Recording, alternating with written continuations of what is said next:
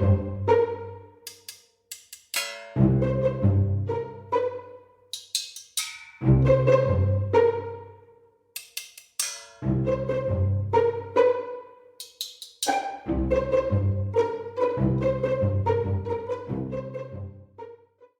to episode 69 of A Message From. We're your hosts. I'm Alyson. I'm Edward. And we are back at it again with the Scotland talk. It definitely hasn't been 3 minutes since we last ended the last recording. Oh, I just snorted so loud. Oh, great. I can't wait to edit that. Oh my God. Okay, so I don't know. If you missed the last episode, you need to go back and listen to it, please. You Go do. back and listen to it because We are talking about Alyson's trip to Scotland and that Bobby so graciously emailed in about because he was curious, because he was out of the loop. And where would you like to start now? Well, where do you want to start we left on this off, glorious journey? Sorry, say that again? No, go ahead. We left off talking about Barb from Iowa. Yes, we finished with Barb from Iowa. My new bestie at the Airbnb. She left a couple days before I did. I was sad when she left. She was moving Separated. on to Devastating. And then this other couple came in, and they were in there on my last day. We were eating breakfast together, and they were not as friendly as Barb.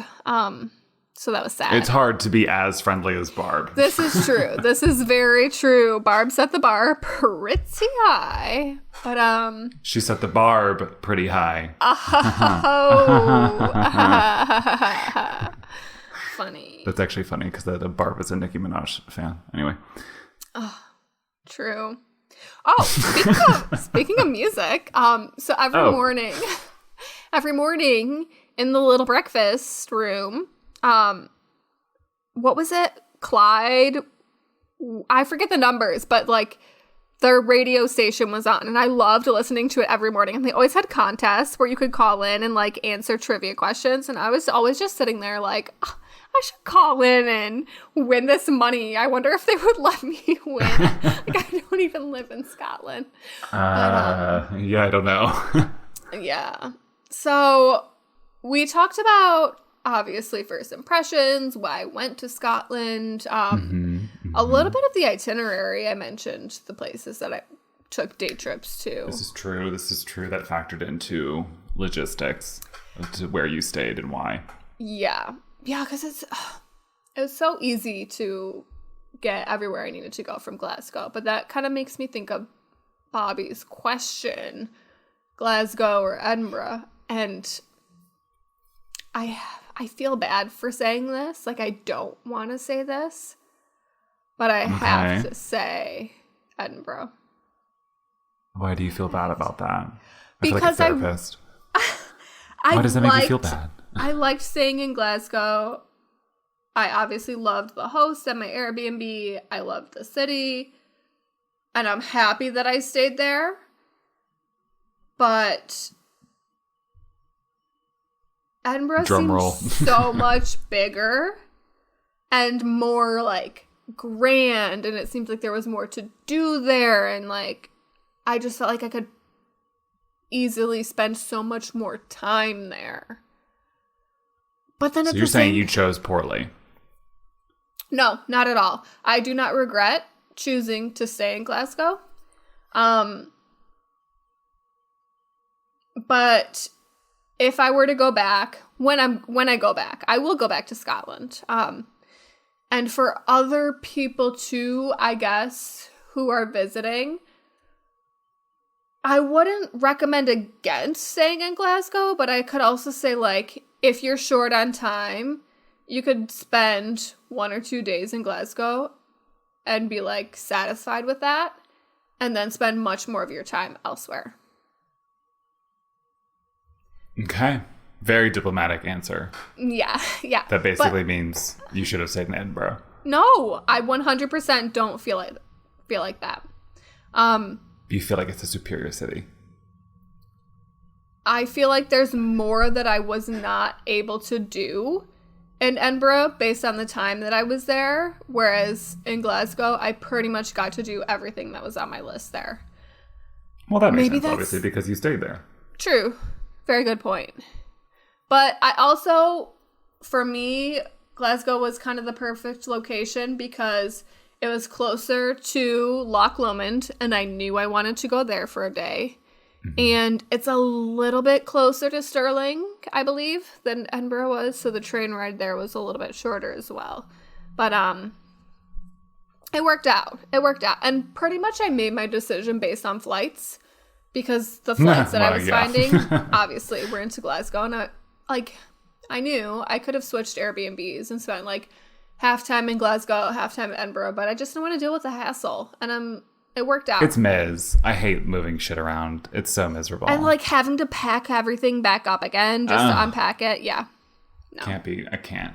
Not my vibe. So what were some of your favorite places that you went out of the many places you went? I did go Obviously, we know places. Edinburgh goes above Glasgow, but what else do we got here? Well, okay, so as a city, let me do it this way. Okay. I'm gonna do like favorite place, like locations, like places in a city, and then I'll do favorite city. Obviously Edinburgh was incredible. But Stirling also was so nice. So I went to Stirling, and I've never heard of that place in my life. What's going on there? I went there to visit the castle. They have a castle there. Okay. Big draws the castle. Big draw is the castle, and then they obviously have some other draws too. Like there's a walking trail kind of like up the back of the old city walls. Fun. And there's like a super old hospital, obviously like cathedrals, all that jazz. Another attraction there is like... Wait, you said the hospital was an attraction? Yeah.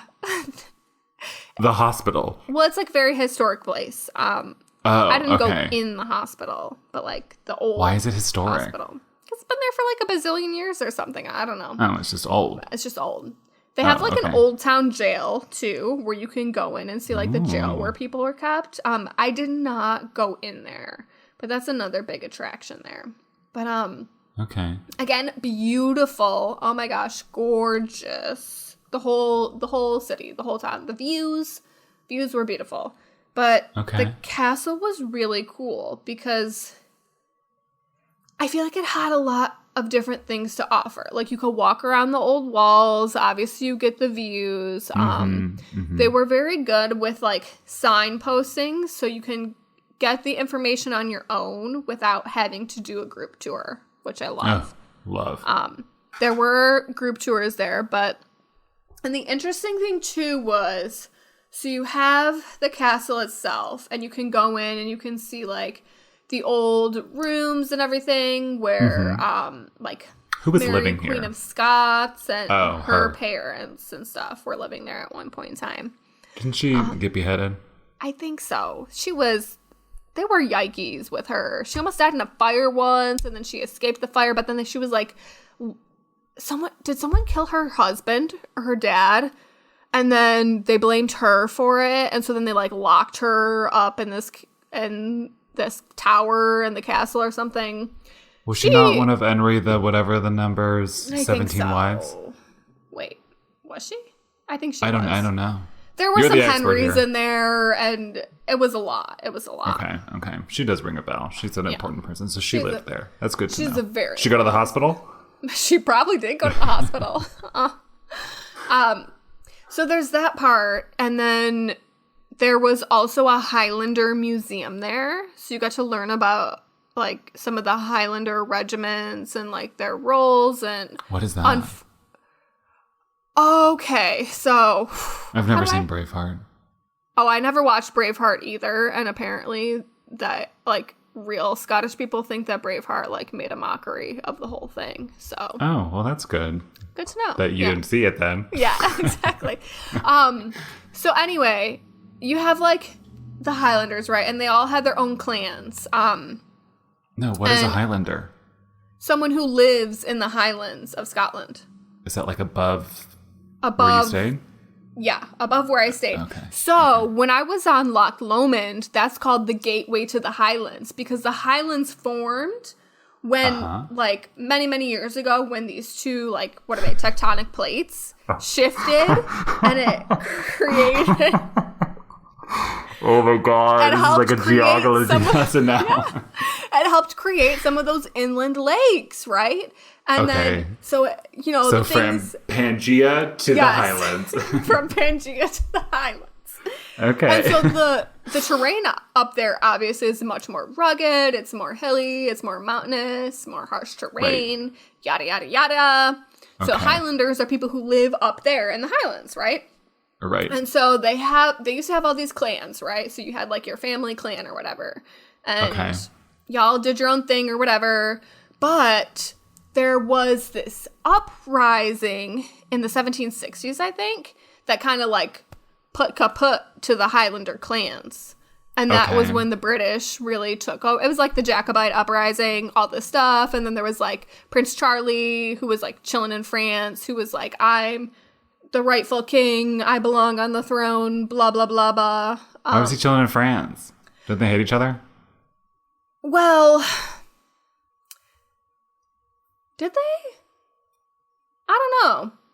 I don't know. Charles Stuart. He was like Charles hiding out Stuart. in France or something. I think because his father was the king, and then he was dethroned, and then he was in exile, and all this stuff. But then they were like, okay, Charles Stuart's the rightful king, and there was this uprising, and then the British like put kaput to that, and then you know. So from British. Pangea to the end of the Highlanders clans. But anyway, There's a museum about that. It's not necessarily about that. It's more so about these Highlander clans, and like the two main ones that kind of joined in with the British after all that, and basically like their kind of roles militarily with the British throughout several centuries and all that stuff, but also about like their culture and their heritage and stuff. It was interesting to have that museum in there with the castle too, because it gives you something else, right? Like, don't get me wrong, I understand that I'm incredibly fortunate to have been to more castles than I can count, but I feel like it's debatable if you're that fortunate. But I mean, at the end of the day, a castle in a town where the castle is the main attraction, you know, there's only so much you can do with that. There's only so much you can do. So it was really nice to have that aspect as well, to kind of like, you know. Yeah, castles are shake things up. Low-key boring.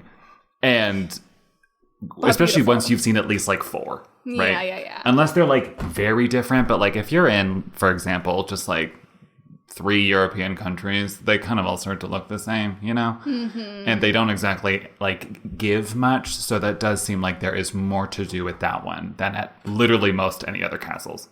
That's true. There's like the throne room, the bedrooms. Yeah, and that's if it's like well preserved. Mm-hmm. You know? Yeah. There was one part, though, that I was shocked that they gave people access to this. So it was like in one of the oldest parts of the building, and it was, who did they say it was? It was like the guards' rooms or something. But you would go down these stairs. So you go down these steep stairs, and you're in kind of like this underground rooms, like still dirt floor, and they have like, you know, I've like what are those? Like the narrow porthole windows are like for archers. Yeah. The super skinny ones. Little castle slits. Yeah, the little castle slits. So you're in like his chamber, like his living area or whatever, whoever the guard would have been who was like on duty overnight or whatever. Mm-hmm. So you're down in there, but then from there you can go down again. There's this super narrow spiral staircase, no railings, nothing. And you very safe. You go down in there again, and you have to like hunch to get through like the archways to move around the separate rooms. Sounds like a dream. Even though there are no walls or anything. And I'm like, this is so dangerous. Like anyone who has not peak able-bodied condition could die down here, and then no one would find them because there was like no one even standing at the entrance to it. Oh, yikes. Like, no cell service probably either. Probably not. I was shocked that they let us in there. It was really cool to see. But blew my mind that we got to go in there. But okay. Really well, cool. I'm so glad we got to discuss all about the Stirling Castle and the town of Stirling for almost 15 minutes. We're going to come back, and we are going to talk about other things and also wrap up Scotland after this break. Once and for all. Once and for all. Hello, Edward here. Just wanted to say thank you so much for listening. It means a lot to both myself and Alyson. And it would mean even more if you sent us a message at 202-630-4509 or a message from pod@gmail.com. Also, while you're at it, go ahead and throw us a rate and review. 5 stars always feels good. And check us out on amfpod.com for all the little extra content that we have. Now, let's get back into it. Welcome back. We hope y'all caught your breath during that break. I know I didn't. I'm really well rested. You are so well rested. Yeah, so leaving Stirling. I mentioned this a couple times, but I don't think I really gave details. I did this boat tour of Loch Lomond, the bottom half of it. The gateway to the Highlands. The gateway to the Highlands. It was so nice. Usually I'm not one for tours of things, you know? Okay, yeah. I don't like a group tour. I don't like an all-day, go on this walking tour with us and you follow behind this person holding a flag. That's not my vibe. Yeah, no. But I was like, hey, I'm going solo. Maybe I should find some activities. So this is more like an adventure tour. It was an hour-long boat tour of the bottom half of Loch Lomond, and it was really cool. I loved it. Why was it cool? Because it was beautiful, first of all. I know I've said that a million times. Running theme. Really pretty. But the cool thing about it was they did a really good job of balancing, information and then just giving you time to, enjoy yourself and, enjoy the sights.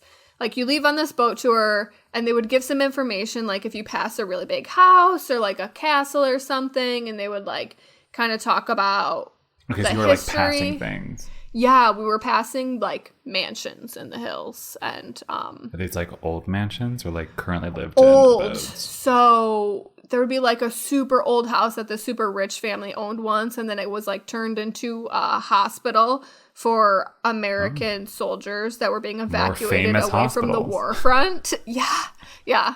And then, obviously, after the war, it was turned back into a home. And then it was, a public home. They turned it into, a youth hostel. All right, ghosties, right? Yeah. Major ghosties. But then it was turned into a youth hostel. And then a family bought it again, turned it back into a private home. 27 bedrooms. Jesus. For dang. what? Who knows? Those for views of the fucking lake. Ghosts. That's what it's Ghosties for. and views you of can run the away from one and to room the into another. Yeah. Really. Okay. But then there would be 5 or 10 minutes where they weren't throwing information at you, so you could just sit back, relax, take pictures if you wanted, enjoy the sights. So I felt like they did a very good job of not constantly talking at you, but then they also had interesting information to offer that you wouldn't know on your own. A nice balance. Okay, great. Balance. We love a balance. So what did you do after this boat ride? After the boat ride, I walked. I did lunch. Not specifically. What did you do? In general, what did you do? Well, this actually brings me to something really interesting that I was thinking about. Okay. Because after the boat ride, I ended up just getting takeaway lunch from a supermarket and eating it in the park because they had a really nice park there. Uh-huh. And I'm I was thinking about this and I was this blows my mind. I will trust a takeaway meal from Europe, the UK with my life. You go into Monoprix, you go into M&S. both, right? Both. Like, you go into Monoprix, you go into M&S, go into Sainsbury's, wherever. They have great, like, takeaway meals. You can get a snack, you can get a good drink, you can get a wrap. They had lots of vegetarian and vegan options. Does that not exist in the U.S.? I don't know, and I wouldn't trust it if it did. And it doesn't make sense. That doesn't make any sense. Here, I would never be like, oh, I just need to grab something quick for lunch. Like, let me run into the grocery store. Like, do they even have that stuff? And Girl, you're the one who lives in the U.S.? I don't know. I don't think they do. Here's the thing. I don't think they do. It's places like... I've never seen it, and maybe it's because I'm not looking for it. Land of convenience. But I'm like, so what are your options? Like, people go to Whole Foods for that, but I'm like, I'm not spending $15 to get some crusty-ass hot bar food from Whole Foods. Or... Yeah, but Whole Foods is, like, legit, like, you... Right. It's like a buffet. Yeah. You're talking, like, prepackaged sandwiches. Exactly. And I'm like, I think the only place you can get that kind of stuff around here is at, like, Starbucks. That's the only place I remember seeing it.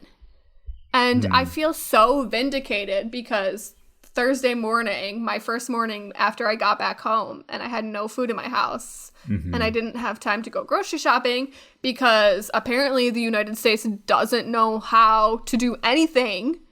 I waited in that customs line for an hour and a half. Okay. That's a different topic. So... We'll get back to that. Anyway, yeah. So I go to Starbucks and I'm like, I need coffee and I don't have any creamer in my house. I need food. Starbucks had nothing. They had nothing. What time did you go? I went like 7:30 in the morning. You would think they would have like a yogurt parfait or like something good. I had to get a freaking bagel. And I'm like, you don't like bagels? I do, but that's not what I was going for. Like, okay. They didn't even have a freaking banana there. I was like, come on, what a joke. What a joke. Are they supposed to have banana? Do they have fruit? I swear I've seen banana before. Could be making that up. 7-Eleven has bananas, for Christ's sake. You should have went there. Apparently I should have. I could have got a freaking roller breakfast sausage. Yeah. And a banana. Oh my God. Anyway, that was something like a realization. How did this connect again to the Scotland thing with after the boat, your pre-made lunch? Because I went to a supermarket and got a falafel wrap and like some crisps or something and a drink, and I ate it in the park. But anyway, I was thoroughly shocked. Like, how many museums have I been to? How many art galleries have I been to? Like, many, I've been to the Met. I've been to the Louvre. I've been to Picasso museums. I've been to the Prado. Like, did you say Picasso museums? Yeah. Plural? Yeah. I think I've been to 2 different ones. How many Picasso museums have you been to? Where? I think I've been to 2 different ones. But where? I've been to like the British Museum, obviously in London. Like, famously full of stolen things. Yeah. Well, most museums. Honestly, that's actually a perfect transition because there were 2 galleries and museums that I went to in Scotland that blew me away. Like, I ended up spending twice as long there as I expected to because they were so interesting and I was just so surprised. So the first one that I went to was the Kelvin Grove Gallery and Museum in Glasgow. And like, it says it in the name, right? Art gallery and museum. But it really was the best of both worlds. And I loved the way they had it set it up. Like, you know when you go into an art gallery and you're like going through these rooms and it's a maze. You don't know where you started. You don't know where you end. You don't know, like, it's, unless you've been there a bunch of times or you're following a map, like, you get lost in the rooms. The way this was set up was 2 perfect, like, rectangles. So, and there's obviously, like, the ground level and then 1 level up. So I walk in, right, and, like, all these people are gathered in the main hall, sitting down. And I'm like, I don't want to walk in there. Like, am I going to interrupt something? Like, what's going on? So I go up the stairs to the side. I'm like, it's cool. I'll do the upstairs first. And the upstairs is all, like, it's a balcony that looks out onto that main hall. And then off the balcony on the sides are all galleries, art galleries. So I walk up the stairs, I look over the balcony. There's a freaking organ recital about to start. I just caught this incredible organ recital. Just perfectly by chance. You would say incredible organ recital. It was good. And I was up by the organ too, because the organ was like up on the second level. But like obviously most people can't access it. Like you probably have to have a key or whatever to get into that area. But the way that the gallery the whole building was designed so that no matter where you are in the building and which room you're in, you can hear the organ to like a certain quality level. So I thought that was really cool. Okay. So I'm like listening to this recital for a while, and then I was like, okay, I'm gonna go off and like look in the galleries. But it was really cool. They did a good job of mixing like the museum aspect and the art gallery aspect. So like upstairs is mostly art gallery stuff. What is in this museum? Museum of what? Well, there was like, okay, so there were a lot of different style paintings, obviously like some Scottish paintings, Scottish colors, but then there were also like Monets and things like that. But then the museum part, there were a lot of animals. Like stuffed animals? So... Sorry, taxidermied. Yes. There were a lot of taxidermied animals. There was an elephant. And a giraffe, which I was like, how did they get here? But obviously someone had like brought them there like way back in the day. Well, yeah. But there was a full like we're like shot next door. Yeah. But there was a full words are escaping me. A full dinosaur skeleton reconstructed that was found in Scotland. What kind of dinosaur? It was a really cool dinosaur. I don't remember the name of it. It looked like a raptor, but it had these like special horns on its head. That's what kind of like differentiated it. For those of you who are listening, which is all of you because this is not a video podcast. It should be. She is just putting her hands on her head as if it's a mohawk and saying two horns. So imagine that. It was really cool. And then they also had a skeleton, like the fossils of this, what was it? It was like a Highland deer. This thing had antlers like a freaking moose. It was huge. Damn. Yeah. And it dead. They died. It dead. It was dead. He was dead. So but, dead. yeah. So even though it's like, there were things in there that you wouldn't expect to go together in the same building, but the way that the building was set up and like how it flowed, it worked out perfectly. And it was really cool. It was very interesting. Okay. Well, yeah, you got more or one more. Because one more thing. I feel like everyone should go to the Kelvin Grove, obviously, if they're there. And then I was going to ask you. Yeah. Sort of as a wrappy-uppy. Mm-hmm. What are the 3 things you would recommend doing in Scotland? Have-tos. From the trip. You want me to pick 3? You have to go to Edinburgh. Yeah, you have a problem with picking like finite numbers of things, so you only get 3. You have and to. And if you say more, I will edit them out. Listen, I'm trying to talk here. Please, the floor is yours. You have to go to Edinburgh. I won't even say what you have to do there because there's so much to do there, but you have to go and you'll find a bazillion things to do. So we have Edinburgh. 1. Number 2. Go to the Pollock Country House and Gardens and Burrell exhibit in Glasgow. It's like southwest of the city center. It's a little bit of a hike / train ride, but it is 150% worth it. I'm so happy I made it there. Last day? Yes, I'm so happy I made it there on my last day. And the Burrell exhibit had been closed for like the last 5 years or something crazy, and they finally finished their remodels and opened it. Oh my gosh.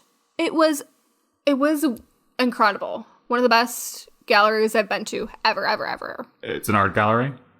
Yes. Okay. And a lot of like statues and sculptures. Art. What's the 3rd thing? that someone has to do, gun to the head.